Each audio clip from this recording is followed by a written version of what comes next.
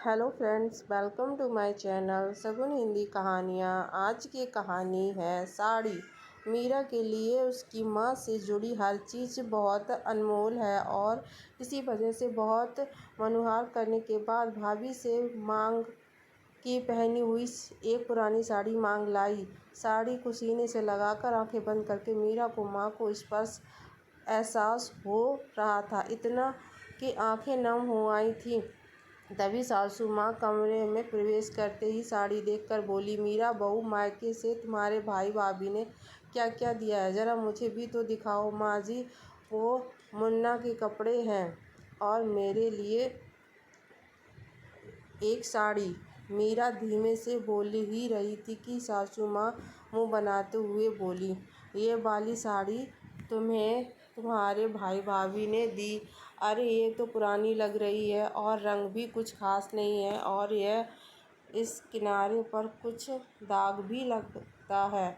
इस बारे में तुम्हारे भाई भाभी तुम्हें ठग दिए हैं। सास की बात सुनकर मीरा बोली, जी, ये साड़ी भले ही पुरानी है पर मेरे लिए बहुत ख़ास है, क्योंकि ये मेरी माँ की साड़ी है, मेरी माँ की पहनी हुई, इसीलिए थोड़ी पुरानी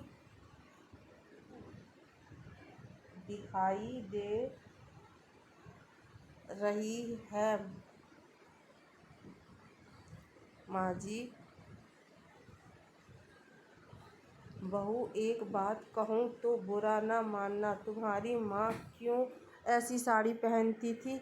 रंग कितना फीका है और कपड़ा भी कुछ खास नहीं है। माँ की साड़ी के विषय में सास के मुँह से ऐसी बातें सुनकर मीरा को बिल्कुल भी अच्छा नहीं लगा, पर सास की बात भी गलत नहीं थी। साड़ी वाकई में थोड़ी कमतर थी। साड़ी देख मीरा को याद आया कि यह साड़ी माँ ने स्वयं नहीं खरीदी थी, बल्कि माँ को भी भाभी के मायके वालों ने दी थी।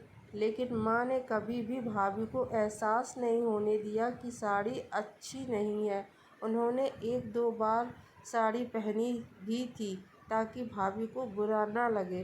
थोड़ी देर ख्यालों में गुम रहने बाद मीरा सास से बोली, माँ जी, आपको याद है आपने अपनी बेटी को शादी में उसकी होने वाली सास को कैसी सस्ती और बेकार साड़ी दी थी? उस साड़ी को लेकर ननंद रानी के ससुराल में कितना बखेड़ा भी खड़ा हुआ था और आपको दोबारा कीमती साड़ी देनी पड़ी।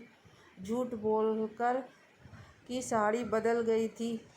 ठीक उसी तरह मेरी माँ के साथ भी यही हुआ था, लेकिन उन्होंने साड़ी वापस नहीं की और ना ही कोई बखेड़ा खड़ा किया, क्योंकि वह जानती थी कि साड़ी से ज़्यादा रिश्ते मायने रखते हैं। माँ जी, भले ही साड़ी माँ ने स्वयं नहीं खरीदी थी, लेकिन उन्होंने इसे पहनकर अपनी बहू के मन में अपने लिए जगह बनाई थी। इसीलिए ये साड़ी बहुत ख़ास है, क्योंकि यह मुझे हमेशा सीख देती है कि रिश्ते कीमती सामान से नहीं बल्कि दिल से बनाए जाते हैं। धन्यवाद दोस्तों। अगर मेरी कहानी पसंद आए तो प्लीज़ चैनल को सब्सक्राइब ज़रूर करें, लाइक करें, कमेंट करें और शेयर करें। शगुन हिंदी कहानियाँ। धन्यवाद।